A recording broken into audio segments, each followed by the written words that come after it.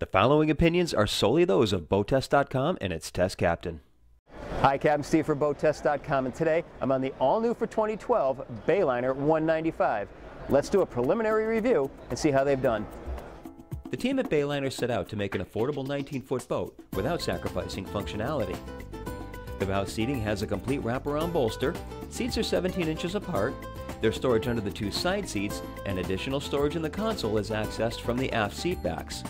Those seat backs are held in the closed position by a magnetic catch. When lounging, I found just enough room to stretch my legs out, and the cap rail comes up 17 inches from the bottom of the seats.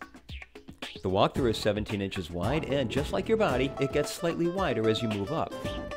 Clearly a lot of thought went into the new panel on the Bayliner 195. This year, Bayliner went with a much more uncluttered look with the white face gauges and chrome bezels, and the smaller engine gauges are embedded into the speedometer. There's a dedicated position for the optional depth gauge, and the gauges are all embedded into a panel that has a carbon fiber finish. There's a drink holder to the right, a rubber matted place for stuff is over to the left, and a sun shield is just above. Tilt steering is standard. The engine controls felt a little bit high, but in the forward position I can rest my arm on the handle for small speed corrections. The bucket seat is very comfortable, and there's a convenient handhold at the top. It swivels and slides, and there's plenty of legroom underneath the console. Next to the seat is a track for mounting a wide selection of optional accessories, and it's always nice to see a midship cleat right next to the operating station. With the standard floor plan, you'll get this back-to-back seat over to the port side that lays down flat for sunning. As an option, this could be swapped out for a second bucket seat. The console to port no longer requires you to open a glove box just to make small volume changes to your stereo. The 12-volt supply and MP3 port are just to the left, and the top-loading glove box is underneath. Notice that glove box is in a recessed matted area with a raised edge, so you can go ahead and quickly toss items like sunglasses there. Bayliner did a good job of carpeting the bulwarks to give the interior a cozy feel. Upholstery panels are two-tone, and the speakers are mounted nice and high. Down low, they've got an upholstered panel just to add a bit more functionality to this storage area. That standard layout we addressed before also calls for this engine box flanked by two forward-facing seats. And notice how Bayliner added some functionality to the engine box with a small storage space between the drink holders and two tie-down cleats for securing a tube up top.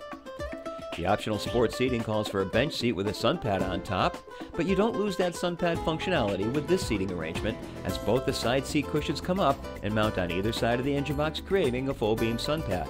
And yes, there's storage underneath both seats. The engine hatch lifts effortlessly as it's supported by two gas assist struts. Plenty of sound reduction is underneath the hatch. Your mechanic will appreciate that the forward section of the opening comes down quite low. Engine choices range from a 220 horsepower 4.3-liter engine to the 260 horsepower 5-liter. And not many builders in this class are thoughtful enough to add a fire extinguisher discharge port on the side of the engine hatch.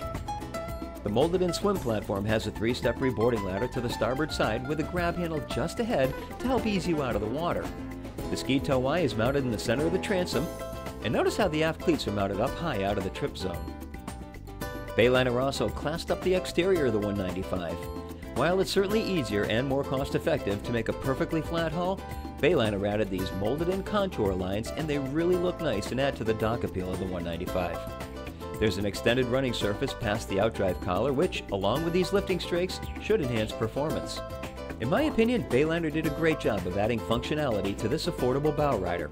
And with that, that's our look at the all-new 195 bow rider from Bayliner.